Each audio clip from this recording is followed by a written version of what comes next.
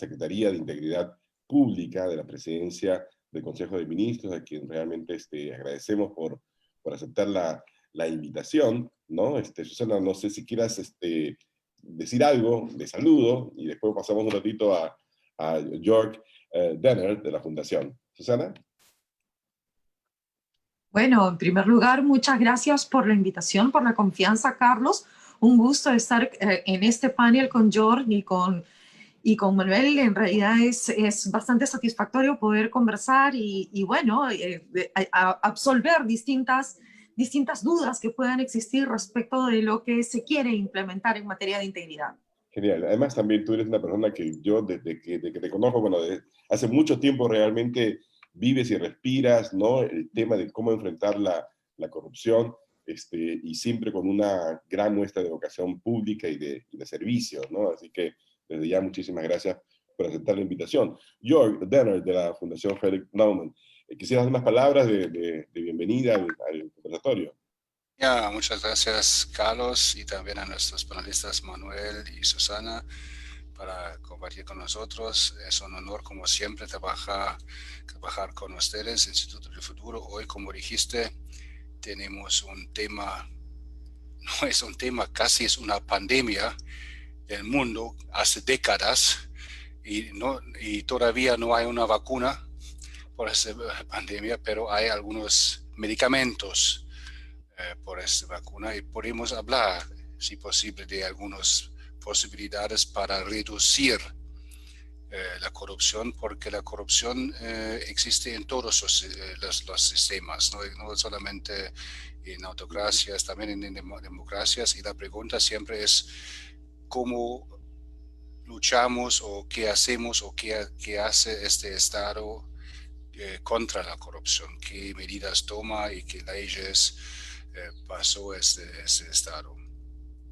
Muchas gracias. Yo voy a comenzar, la verdad, este conversatorio directamente preguntándole a Manuel Romero Caro, que además de ser un gran economista, es una persona que, bueno, fundó Gestión. Gracias a él, hace 16 años, Manuel, que yo escribo esta columna cada 2 viernes, ¿no? Lo llamé a Manuel un día desde Londres y le dije, me gustaría escribir, me dijo, mándamelo ya, ¿no? Nada más. Ese es Manuel Romero Caro. Y él también, desde los medios de comunicación, ha venido teniendo un papel, creo yo, importantísimo, ¿no? En la denuncia informada e inteligente de la corrupción. Porque no basta con simplemente gritar, ¿no? Decir, hay que también investigar y mostrar, ¿no? Que efectivamente esto no es simplemente una diatriba, no es simplemente una denuncia vaga o malintencionada, sino que tiene fundamentos. Yo soy un seguidor de lo que escribe Manuel en materia de corrupción. Así que te pregunto, Manuel, ¿tú crees que la pandemia ha intensificado, digamos, los casos de corrupción en el Perú? Bueno, ante todo, expresar mi agradecimiento a ti, Carlos, por esta oportunidad de poder discutir sobre un tema tan, si bien antiguo, ha vuelto a la luz a raíz de ciertos acontecimientos como el caso de Lava Jato, como el Club de la Construcción, etcétera, y eso ha motivado una serie de respuestas de parte del sector público y del sector privado, y también agradezco la oportunidad de poder departir con tan distinguido panel. En relación con tu pregunta acerca si es que ha habido o no corrupción, es evidente, la corrupción no respeta nada. En una crisis tan dramática como la que estamos nosotros, en que estamos ocupando primeros lugares donde no deberíamos de ocuparlos, en un contexto en el que la gente debería ser más generosa, debería de tener más entrega, nos damos con la sorpresa pues de que hay a inicios de junio la Fiscalía tenía identificado 653 casos con indicios de corrupción. Esos son los que ya estaban identificados. Habrá que ver cuáles son los que no han identificado. Ya hay de todo, ¿no? Sobre sobrevaloración de compras, entrega irregular de donaciones, colusión entre el empleado público y el proveedor. Y bueno, ya sabemos, los casos más conocidos, o el caso más conocido son los vinculados desgraciadamente, con la Policía Nacional. Y uno de esos casos le costó el puesto a un ministro del Interior por vinculaciones existentes entre los oficiales encargados de hacer las adquisiciones y una serie de empresas opacas que eran los proveedores de material defectuoso. Pero en fin, ya son pocas las cosas que sorprenden en esta materia, y creo de que es importante de una vez entrar a la acción. Yo creo que la corrupción es un sector sobrediagnosticado y subejecutado eficientemente.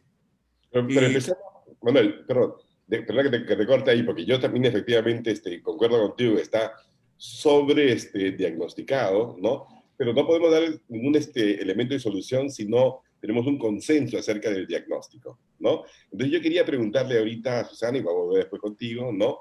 Desde el gobierno, ¿no? Desde la PCM, donde tú estás, Susana, ¿cómo ven el tema, digamos, de la corrupción en plena pandemia? Ya no digamos la corrupción como continuo histórico del país, no, específicamente en tiempos de pandemia. ¿Y qué es lo que están haciendo? Sí. A ver, Carlos, yo tomaría como punto de partida la pregunta que hiciste al inicio, si es que la pandemia ha intensificado la corrupción. Y yo te diría, mi respuesta muy clara es que no la ha intensificado, simplemente la muestra como tal en situaciones de crisis sociales, inmediatamente, y en donde además hay situaciones excepcionales en los ámbitos de las contrataciones, hay situaciones particulares que todo el mundo está asustado, está corriendo, está haciendo muchas cosas, las mismas autoridades, la gente que normalmente busca aprovecharse de manera indebida del Estado, en estas coyunturas lo aprovechan precisamente para sacar un beneficio mayor. Entonces, yo no creo que la corrupción, la pandemia, la cuarentena, lo que nos está ocurriendo, esta crisis sanitaria, esta crisis económica, esta crisis social, lo que esté haciendo es incrementar los niveles de corrupción, sino simplemente lo que está haciendo es evidenciar que el problema es tal cual lo tenemos y lo que estamos viendo ahora con los casos que ha mencionado Manuel. Eso en primer término.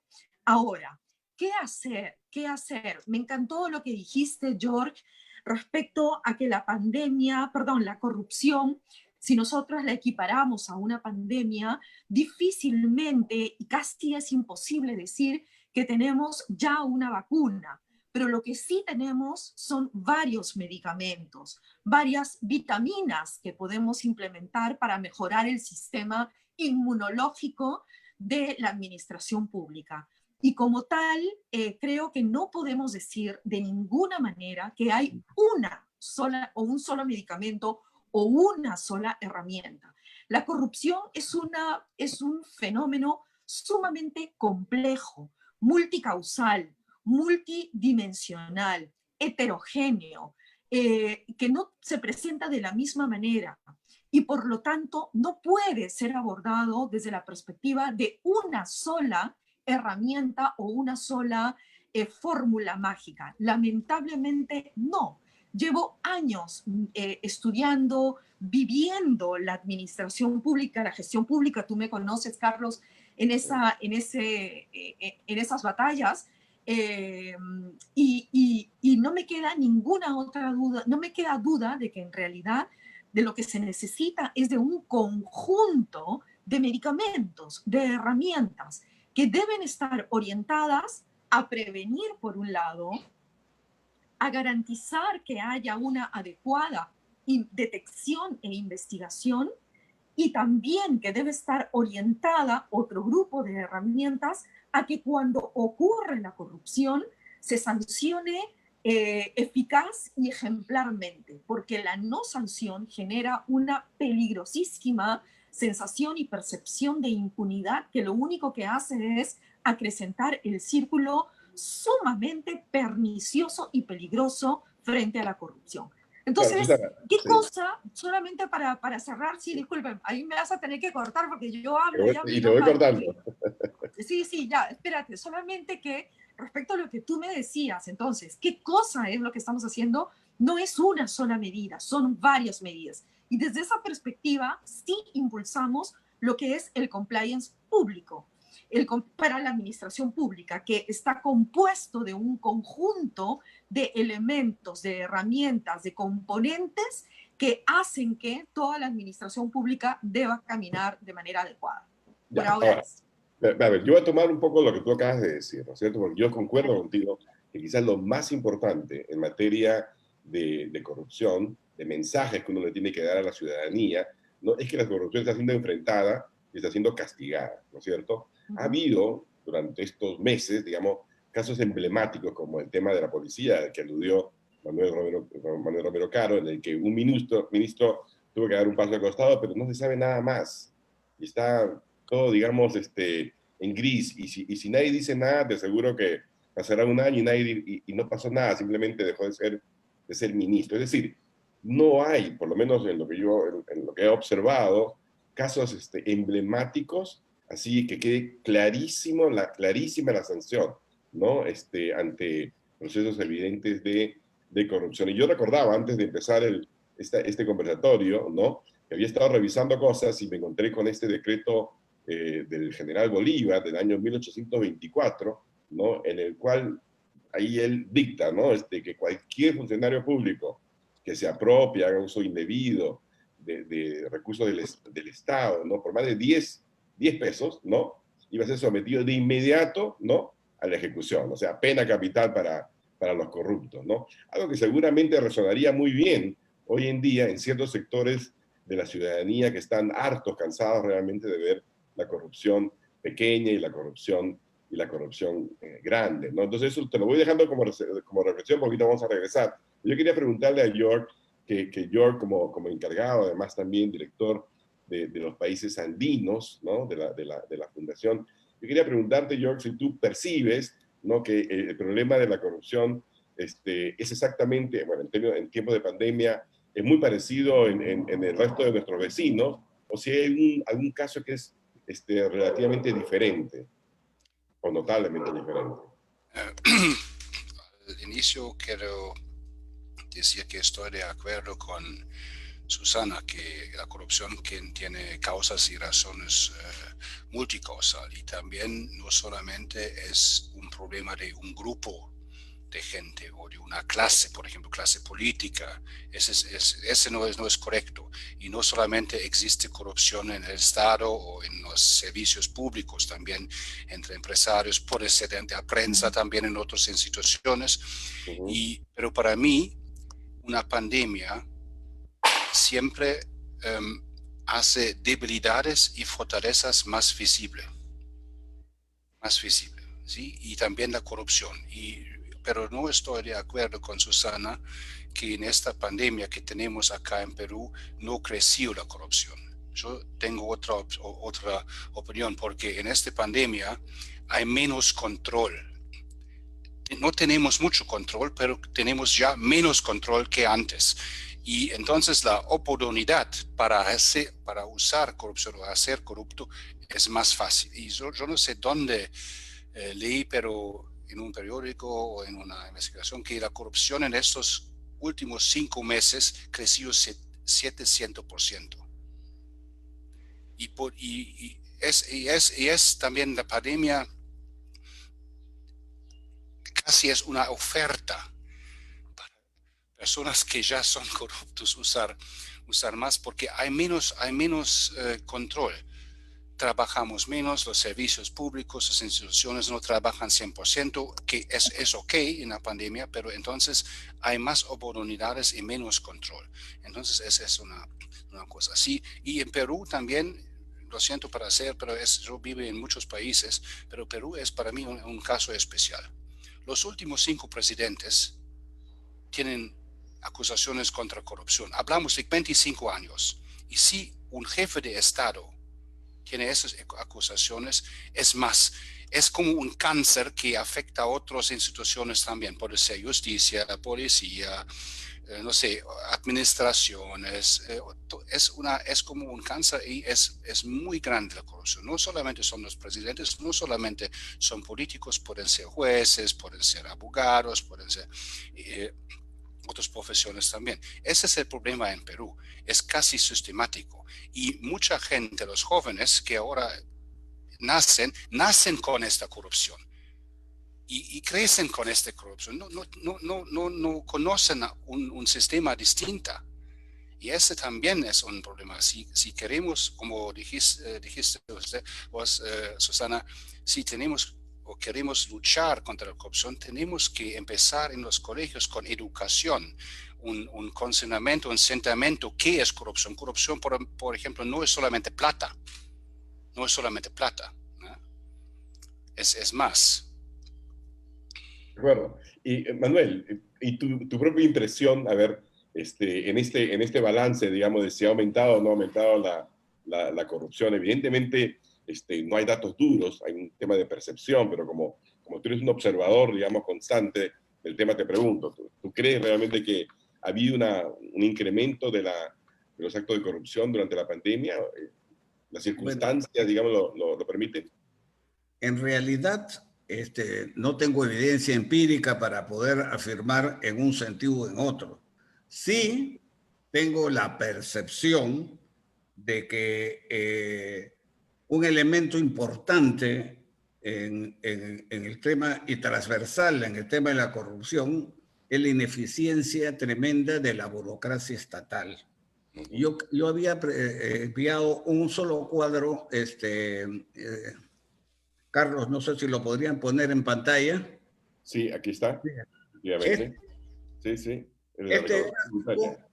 Muestra cómo ha evolucionado en los últimos 20 años, ¿ya? De 2000 al 2019, cómo ha ido evolucionando y creciendo el gasto en la burocracia estatal, que son las columnas rojas, comparándolo con cómo ha ido evolucionando la recaudación tributaria. Entonces, mientras que el gasto estatal, la burocracia, subió 10 veces, la recaudación tributaria creció en la mitad. Entonces, si ustedes se fijan, a partir del año 2007 aproximadamente, empezó un crecimiento importante de los gastos burocráticos, básicamente porque en el gobierno de García se dieron 2 eventos. El primero, se puso un tope en los sueldos de 15.500, me parece que era el límite, con lo cual los empleados calificados, los pocos que estaban en la administración pública, se fueron al sector privado. Y el segundo, se empezó a aumentar significativamente el crecimiento de la burocracia. Si ustedes ven cómo va creciendo, entonces este crecimiento de la burocracia no se ha traducido en mejor servicio, no se ha traducido en mayor eficiencia, sino cada vez es más ineficiente. Nosotros, no es ningún secreto que esta crisis ha evidenciado, como dice Susana, nos ha hecho ver las debilidades de nuestra burocracia. Obviamente tenemos problemas estructurales que vienen de antes, pero también hay países que han tenido los mismos problemas estructurales sin haber terminado primeros en el mundo en muertes por millón y primeros en el mundo en caída del Producto Bruto Interno. Es difícil conseguir ambos primeros puestos a la vez. Y eso, digamos, refleja obviamente una debilidad burocrática que mi impresión, así, mi percepción es que esto se ha acentuado durante la etapa de la crisis del COVID-19. Al haberse pronunciado y al haberse debilitado aún más la situación institucional, los controles obviamente no han funcionado, los errores se han ido sucediendo sobre casos elementales, ¿no? Desde la insuficiencia de planeamiento de cosas claves como el oxígeno, errores repetidos, etcétera, etcétera, y que dan por resultado, digamos, un mayor trámite, mayor regulaciones, demoras, menor supervisión. Entonces, mi percepción sería que la situación se ha deteriorado más.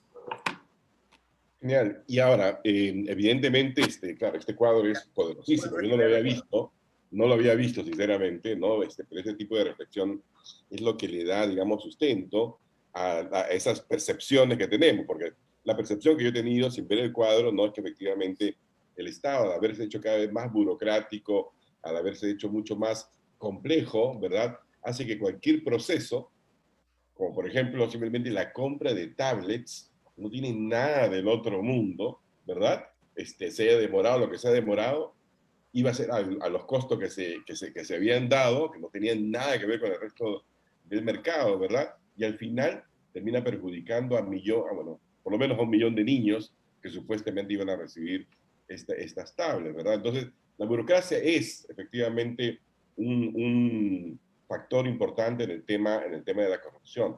Pero como contrapeso a eso, normalmente yo he revisado otras experiencias, ¿no? La solución, digamos, viene por el lado de la información, de la transparencia de los procesos, ¿no? Y yo me preguntaba si hoy día existe alguna plataforma en el Estado en el que uno pueda decir, bueno, voy a ver qué se está gastando, cuánto se ha gastado en materia de la emergencia de la crisis, ¿no? Y yo puedo hacer el seguimiento del uso de cada uno de esos soles, de esos fondos. ¿Existe? Y si no existe, ¿no debería existir acaso? Susana, ¿tú qué piensas en eso? Sí, gracias, Carlos. Antes de responder a esta pregunta, quisiera hacer una precisión sobre también lo que señaló York, en el sentido de que no estaba de acuerdo conmigo porque ha entendido de que mi posición es de que la pandemia no cambia absolutamente nada la situación en términos de corrupción. A ver, por supuesto que la cambia, por supuesto que hay más casos. Y tienes toda la razón, York, que el Ministerio Público efectivamente dio cuenta que durante la pandemia se habían incrementado de una manera exponencial, en realidad, el número de casos de corrupción que se habían detectado. Lo que quiero decir, lo que he querido decir, es que en realidad la situación es la misma en términos de que es el mismo personal, los riesgos de corrupción están, pero lo que ocurre es que frente a una situación de crisis como en la que nos encontramos, sanitaria, en fin, obviamente hay excepciones, normas excepcionales que hacen que los procesos tengan que ser más céleres, por lo tanto hay menos controles, por lo tanto se acortan los pasos y todo eso genera que se produzcan de manera mucho más recurrente los casos de corrupción. Pero lo que quiero decir, quizás mi mirada va por ahí, es que la situación, el estado de situación es la misma en el sentido de que son las mismas personas. Es la misma, o sea, hay mucho potencial en términos, o sea, hay muchos casos de corrupción que de manera que potencialmente podrían ocurrir. Y lo que hace una situación de pandemia es simplemente destaparlo. Pero la corrupción está, eso es lo que yo quiero decir, está, y concuerdo plenamente contigo en que hay una situación sumamente grave, sumamente delicada, porque lamentablemente no tenemos todavía bien consolidadas las instituciones que nos permiten prevenir la corrupción como quisiéramos. Respecto de la pregunta, y aquí amarro a también un poco lo que estoy refiriendo, ¿qué instituciones nos permiten a nosotros como país, no solamente a Perú, sino a cualquier otro país del mundo, prevenir de manera efectiva la corrupción? Es la transparencia, es el control interno, es la rendición de cuentas, es la denuncia, en fin. Y sobre eso específicamente ya a tu pregunta, Carlos, con relación a transparencia. Hoy día, sí, ya desde hace bastante tiempo, desde el año 2001, que empieza toda una corriente normativa, digamos, de institucionalizar la transparencia en nuestro país. Hoy día está bastante mejor de lo que era hace unos años, pero todavía hay algunos temas sobre los cuales hay que trabajar. Es decir, hay entidades que cumplen muy bien todas las directivas en materia de transparencia, pero otras entidades que no cumplen del todo bien. Hoy, precisamente por ello, existe una Autoridad Nacional de Transparencia e Información Pública, pero es necesario todavía fortalecerla más. Y si, para específicamente en el caso de la pandemia, si alguna persona de las que nos están acompañando en esta jornada de intercambio de opiniones, quisiera ver, por supuesto que hay información sobre el COVID. De hecho, en primer término está la información que ya de por sí en transparencia económica aparece. Y uno puede ver cómo van el cumplimiento de los presupuestos de las entidades. Pero específicamente para el caso del COVID, lo que se ha hecho es incluir un módulo dentro de la página que se denomina go.pe/coronavirus, y ahí pueden ustedes encontrar una cápite, un módulo, como digo, que se denomina integridad y transparencia. Y ahí van a encontrar información sobre 4 temas. Uno, sobre todas las transferencias que se han hecho desde el gobierno a las distintas entidades para abordar de manera prioritaria como los temas de salud, educación, transporte, seguridad, en fin. Y también cómo se está ejecutando. 2, hay información sobre los subsidios. Cómo y a quiénes se les ha entregado los distintos subsidios que han sido materia de anuncio público, desde el bono rural, independiente, me quedo en casa, en fin, y esto va permanentemente actualizándose. 3, hay información sobre las donaciones, que no es un tema menor. Hay muchísimos países que están donando a Perú, empresas que están donando también a distintas entidades, y muchas veces no se sabe qué donaciones ingresan, nadie sabe qué cosa ha pasado, y esas donaciones no llegan al destino que se supone deben llegar. Entonces, hay información también sobre las donaciones. Y finalmente, también hay información sobre, bueno, subsidios, donaciones, transferencias y las compras.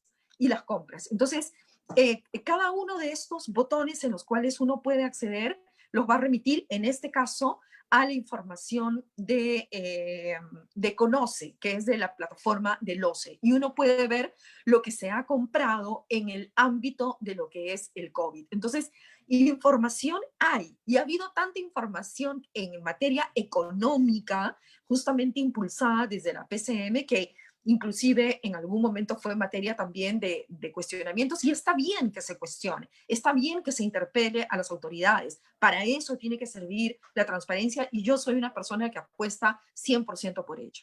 Totalmente, pero evidentemente el sentido final de la transparencia debe ser justamente aumentar la credibilidad, ¿no es cierto?, para que los ciudadanos sientan de que efectivamente todos esos miles de millones de soles que están siendo utilizados en la pandemia tengan un buen uso, ¿verdad?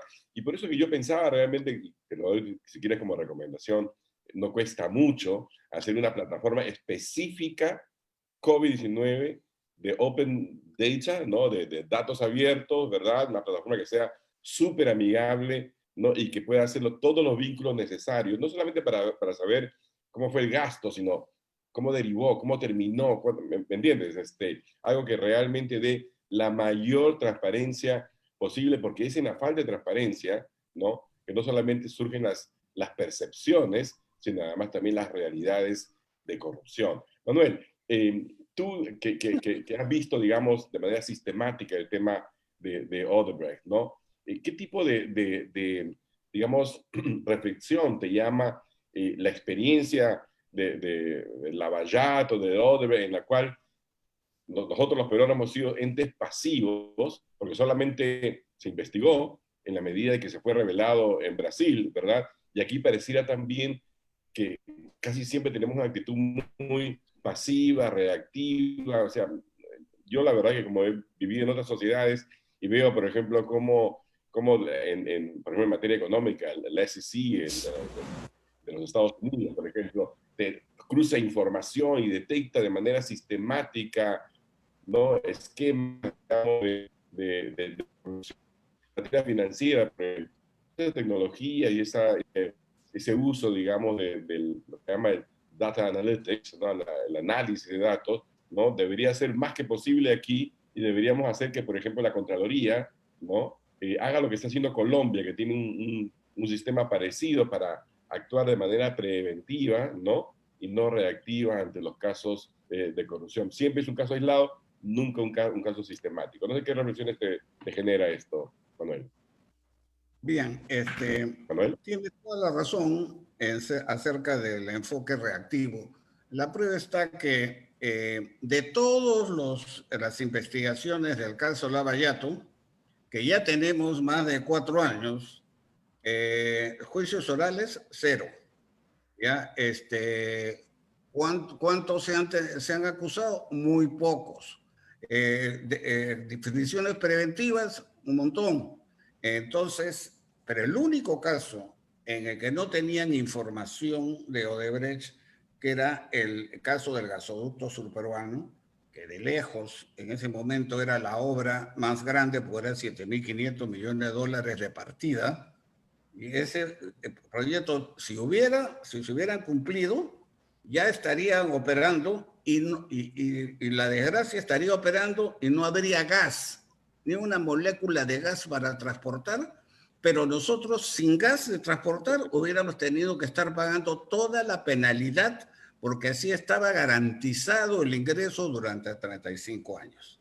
Pero en fin, en todo caso, el equipo especial presentó el caso Lavallato para pedir la prisión preventiva de Nadine, el exministro de Energía, Mayorga, y el exministro de Economía, Castilla. Sí. 0 puntos, 0 balas. Inclusive el juez se dio el lujo de corregir la investigación que se había efectuado. Esa investigación la heredó el equipo actual de la anterior administración o del anterior fiscal, y se congeló, estuvo congelado el caso. Entonces, y después lo destaparon cuando ya empezó a hacerse muchas olas. Entonces, está clarísimo, solamente reaccionamos y avanzamos, entre comillas, cuando nos dan la información. ¿Y la información de cuánto nos han dado? La información del 5% de los proyectos. Hemos dado muchísimo para recibir muy poco. Y tan es así, y los corremos el caso, como que ya ha sucedido, de que pasen 5 o 6 años de investigación, como el caso de Martín Belaunde, y como no han acusado, no han presentado la acusación, el acusado simplemente lo tiene que dejar en libertad. Y ese es el riesgo que puede estar pasando acá. Y lamentablemente, un sector de los medios de comunicación se ha prestado a este juego. Solamente te pongo un ejemplo, uno solo. Cuando se iba a firmar el famoso acuerdo de colaboración con Odebrecht, ya el Ministerio Público tenía meses antes, con información proveniente de las autoridades judiciales suizas, las pruebas, las evidencias que había habido un soborno por $9.750.000 de Odebrecht para obtener la digamos, la concesión de la Interoceánica Norte, no la sur, la norte. Eso lo denunciamos en Gestión, en Canal 9, en Willax, y escribimos una serie de artículos antes de que se firmara. Entonces, ya el gobierno sabía perfectamente de que cuando menos habían roto la regla, porque ellos habían comprometido a dar todo a la verdad. No salió una sola nota sobre la Interoceánica Norte. Solamente lo sacaron Hildebrand en los 13, Milagros Leiva, Willax, Gestión y los artículos. Entonces, ¿se ha iniciado alguna investigación sobre esto que ya se tiene la evidencia? No.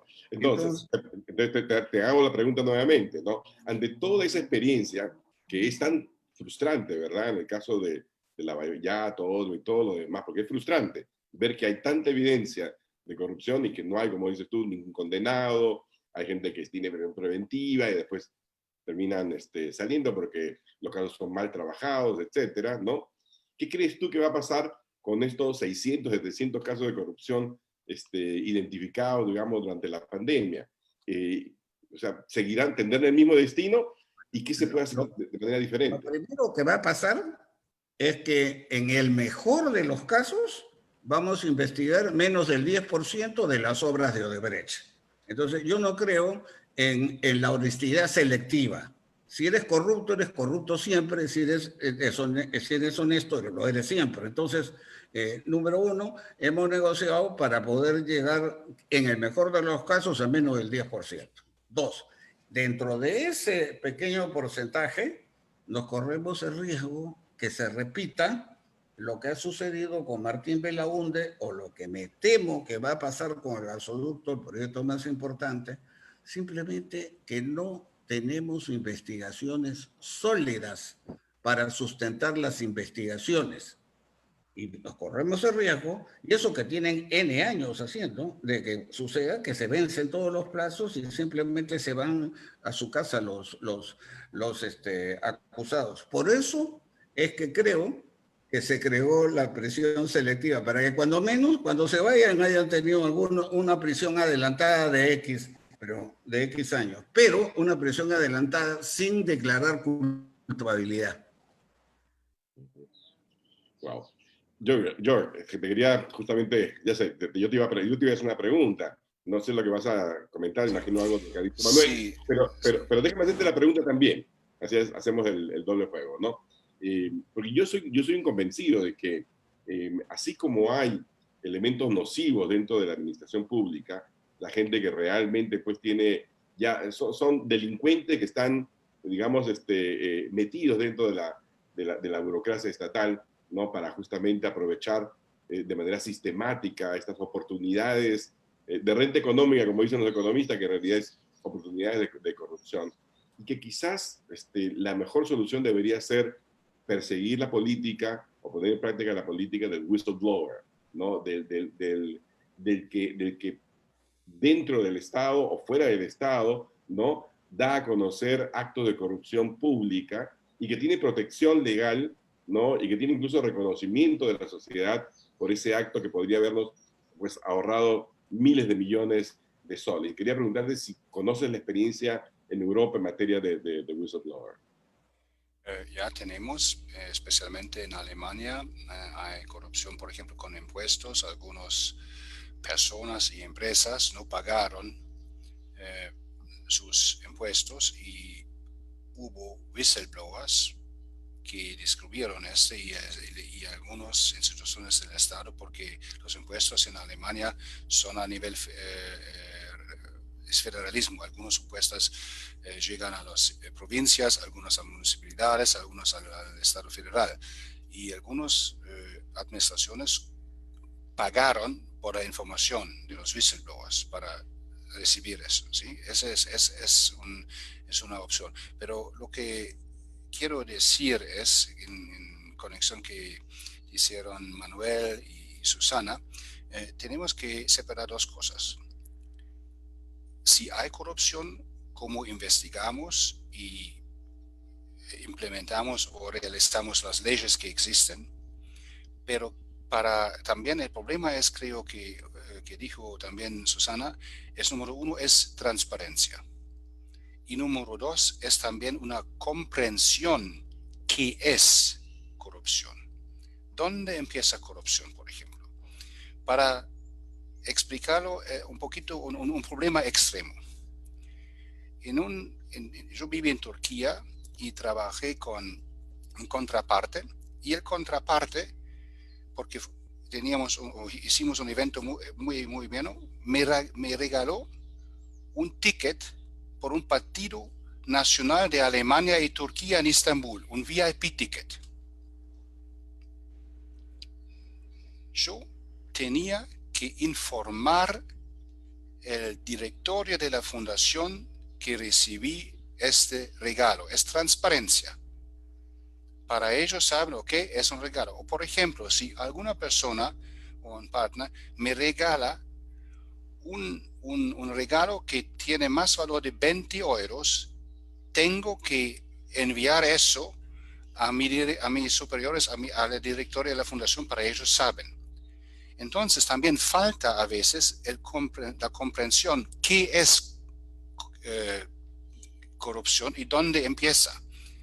También tenemos que enseñar en colegios, también en la administración pública, y la gente sabe. Eso es muy importante. Y con transparencia también siempre es una forma también de control. Y en este momento también necesitamos unidades en la administración pública, por ejemplo, unidades que son auditorios o monitorías, y una institución que también tiene una gran responsabilidad en este momento es la prensa. Parece que se congeló York. Ya. ¿O me parece? Sí. ¿Me escuchan? Te había congelado por un minuto. Sí, que también es muy importante la responsabilidad de la prensa para investigar y para publicar, para hacer cosas transparentes. Es muy importante. Y como dije, también tenemos que enseñar a la gente, a los alumnos, a los jóvenes también, y en las instituciones del Estado, qué es corrupción. Que ellos tienen una comprensión qué es corrupción y dónde empieza. Y hablamos siempre de los casos grandes, de Odebrecht, de otros, pero la corrupción es mucho más. ¿Sí? Y si falta la comprensión, no vamos a ganar esta lucha. De acuerdo. Susana, yo quiero insistir con el tema de whistleblower, porque la verdad es que siempre me ha llamado la atención por qué es que en el Perú no tenemos algo parecido, ¿no? Porque aquí quien denuncia, de inmediato lo echan de su puesto, o sufre algún tipo de persecución. No hay nadie que lo proteja, ¿no? Transparencia viene, por ejemplo, la Organización para la Transparencia lo impulsa como una de sus ideas fuerzas, ¿no? Y me pregunto si desde el gobierno existe una toma de conciencia de que quizás esta es una política que deberían impulsar, ya que el presidente mismo se ha erigido, digamos, como un líder nacional a partir de arroparse con la bandera de la lucha contra la corrupción. Sí, a ver, yo soy una convencida también en que uno de los mecanismos más fuertes es la participación ciudadana a través de la formulación de las denuncias. Ahora, hay dos tipos de situación que tienen mucho que ver con lo que planteaba ahora York, de qué es corrupción, pero en fin, en un ratito voy a comentarlo. Porque hay la corrupción que tiene connotación penal puramente, que eso va al Ministerio Público y ahí existen un conjunto de mecanismos de protección para los testigos y para las víctimas y también para las personas que colaboran y brindan información. Eso sí está contemplado claramente, que puede tener ahí algunas debilidades, a veces se filtra información, sin duda, pero sí está establecido. Otro es la denuncia por hechos de corrupción que tienen una connotación netamente desde el punto de vista administrativo. Y esos temas administrativos, para ello, existen hoy día mecanismos que contemplan la denuncia como un mecanismo para que la administración pública se informe y tome medidas.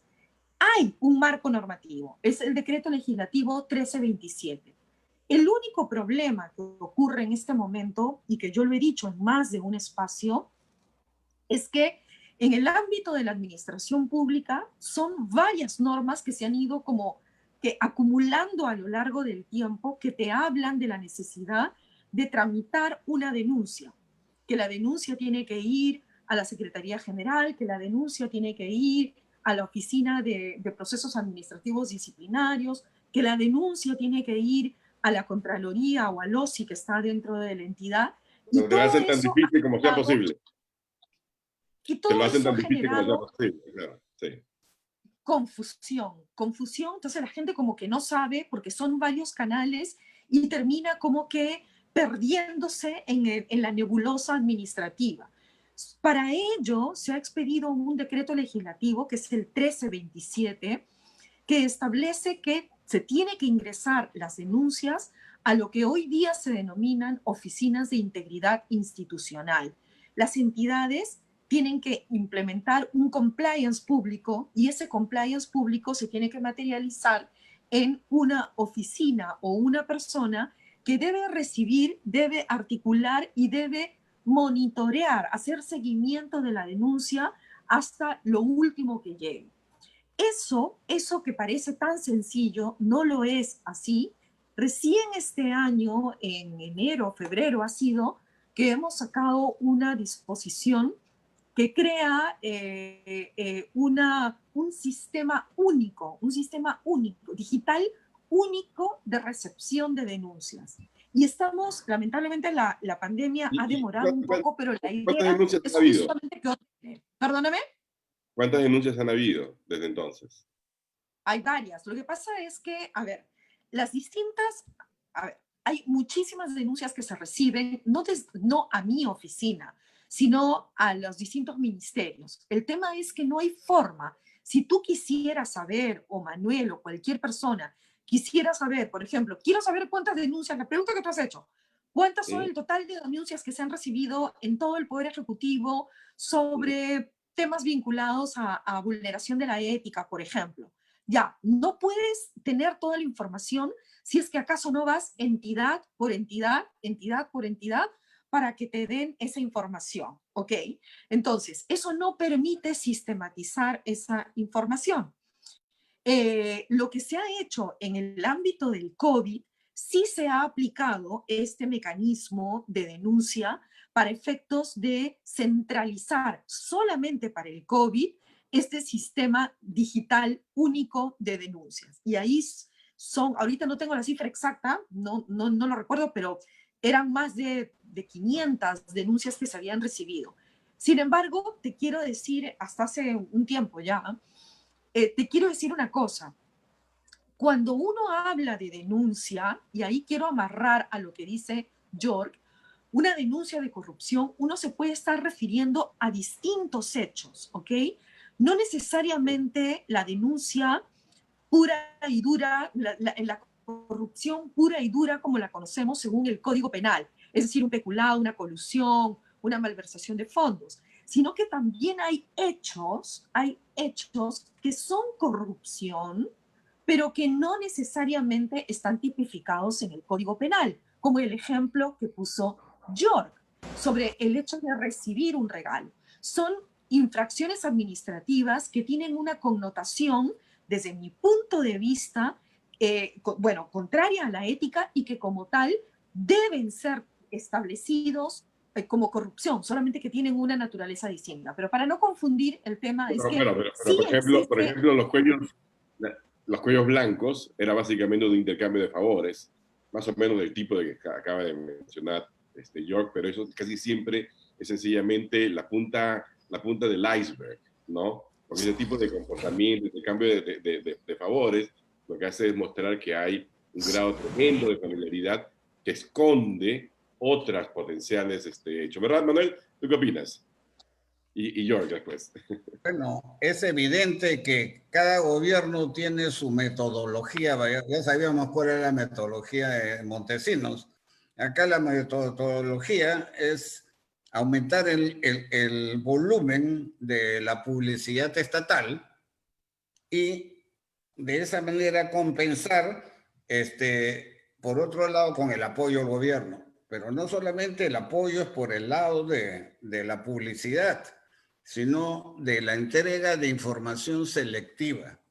Si estamos hablando de transparencia, bueno, primero exigimos transparencia a todos. O sea, si en cualquier país del mundo la fiscalía tiene un vocero único que saca una información que le da a todos por igual.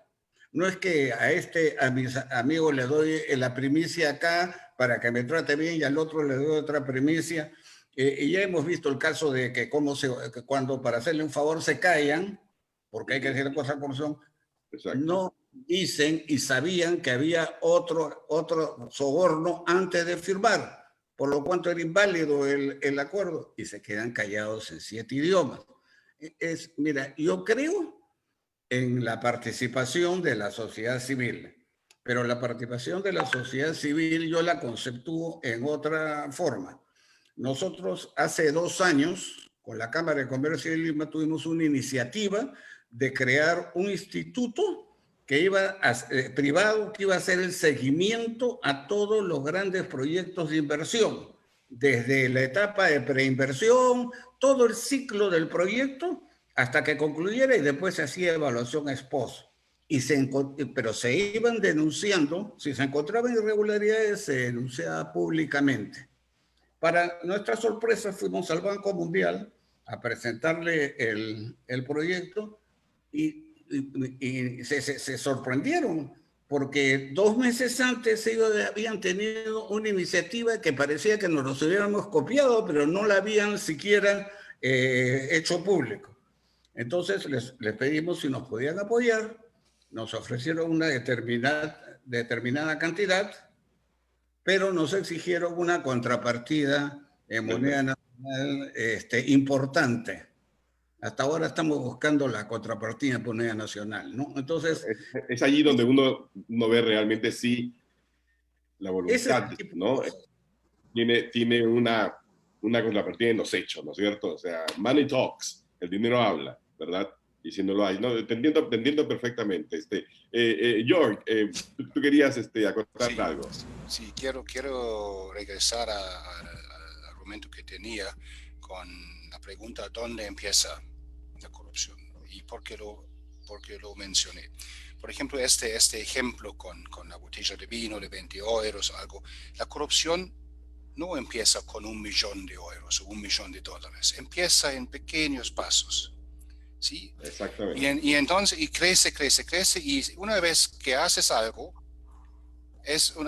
tienes el peligro que otra persona extorsionarte. Ese es el problema en este momento. Entonces, por ejemplo, en Alemania, en todos los administradores públicos, a todos los niveles, hay una unidad que se llama anticorrupción. Se enseña a sus colegas qué es corrupción. También ayuda a ellos, por ejemplo, si yo recibo este regalo, puedo llamar a esta unidad, hey, ¿qué hago con eso? ¿Qué hacemos? Ok, mándame una carta que recibiste y todo es claro, no puede tomar entonces tenemos que enseñar a la gente dónde empieza corrupción y qué es corrupción. Y, por ejemplo, con respecto de whistleblower, yo no soy un gran hincha que el Estado paga a los whistleblowers. Porque para mí, por ejemplo, si yo conozco una corrupción, un caso de corrupción es un crimen. Y si yo conozco un crimen, tengo la responsabilidad como ciudadano de denunciarlo. Va a la policía y dice, hey, acá es un crimen. Pero solamente puedo hacerlo si yo tengo una comprensión que es corrupción, que es un crimen. Claro. No, lo que yo te quiero decir es que por lo menos yo, desde mi punto de vista, no, tampoco hay que pagar por eso. Yo lo que creo es que quien denuncia... Entiendo. Sí, entiendo. Imagínate que alguien hubiera denunciado el caso de Irsa Norte, por ejemplo, y nos hubiéramos ahorrado todo ese gasto, ¿no es cierto? O que hubiera digamos, denunciado que todo el tema de gasoducto se estaba construyendo sobre una falacia, ¿no? ¿Verdad? Nos hubiéramos ahorrado 7.000 millones, no sé, montones de miles de millones, ¿no? Lo mínimo que merecería una persona que haya hecho eso es el reconocimiento público. Yo le diría, no sé, la cruz de hierro, la cruz del sol, ¿me entiendes? Porque cada dólar, sobre todo en pandemia, ¿verdad? Cada sol que se lleva la corrupción tiene hoy en día un valor todavía mucho mayor, porque vamos a tener que vivir realmente tiempos muy, pero muy difíciles hacia adelante, ¿no? Aquí estamos por lo menos dos economistas, yo no me acuerdo, Susana, si tú también eres economista, pero quizá deberíamos haber empezado, Manuel, toda esta conversación tratando de darle un valor numérico también a lo que significa la corrupción, porque miren, todo el paquete anti-COVID, ¿no es cierto? Que más o menos deben ser, no sé, si nos dicen que es el 20% del producto, ¿verdad? Bueno, la corrupción, tengo entendido, estudios distintos, ¿no? Que lo ven entre 5 y el 10% del PBI, ¿no? Si nosotros nos hemos gastado el 20% del PBI en COVID, imagínate, con un solo año, con 2 años de corrupción pagábamos todo. ¿Sí? Manuel, ¿tú qué piensas? Ojo, que ahí también, si ya vamos a estar hablando de transparencia, la transparencia se aplica para todos, empezando por los más altos estamentos de la administración pública. Siempre cuando hablan de si ha aprobado el 20% del PBI, el plan más ambicioso de América Latina, bla, bla, bla.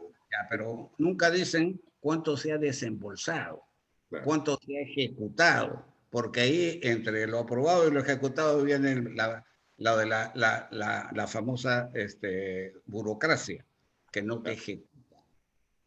Claro, Entonces, pero ese es un tema, digamos, un poco diferente. Yo quería apuntar acerca del costo, ¿no es cierto?, de la corrupción, ¿no? Y sobre todo ahora en tiempo de pandemia. Por eso que quería apuntar, porque ya estamos por terminar, ¿no? Que, por ejemplo, hay instituciones como en Hong Kong, donde la ley dice que si se identifica a un funcionario público que tiene un desbalance patrimonial, el supuesto por default es que ahí hay corrupción y que por lo tanto se pueden expropiar, ¿no? Hasta que el otro demuestre lo contrario, ¿no? Algo así deberíamos tener aquí en el Perú. Me pregunto, ¿no? Yo quisiera que hubiera algo así, si es tan evidente, ¿no? No sé, Susana, como vamos terminando, porque ya nos quedan 2 minutos. Manuel. Medidas más específicas, por ejemplo, por decirte una nada más, ¿cómo se llama? La prueba de veracidad, o sea, cuando le pones un aparato para probar si es que están o no mintiendo. Ese detector de mentiras lo utilizan ampliamente en Europa y en Estados Unidos. Acá en el Perú solo se usan las Fuerzas Armadas para situaciones estratégicas. Todo funcionario público que tiene que dar una obra importante, los comités de proinversión que van a dar, se les debe de hacer una prueba antes, una prueba después, o una prueba anual a todos los fiscales importantes, a todos los jueces importantes. Ya es un mecanismo disuasorio, preventivo de la corrupción. Se les ha dicho varias veces, ¿por qué no se utiliza este mecanismo? Muchas gracias. Yo acabo de escribir un artículo para mañana que justamente trata sobre el tema de corrupción, adelantándome, digamos, a la conversación, y he puesto 4 ideas. Esto hubiera sido la quinta perfecta, pero bueno, ya será para la siguiente, Manuel.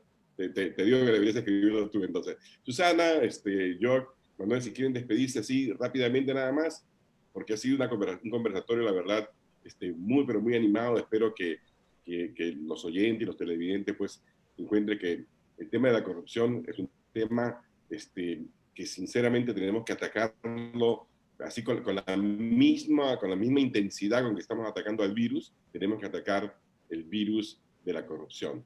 No podemos solucionar uno sin el otro. Así que desde ya, bueno, ya no nos da más tiempo. Muchísimas gracias, Susana Silva, además también por el buen talante para tocar estos temas, ¿verdad?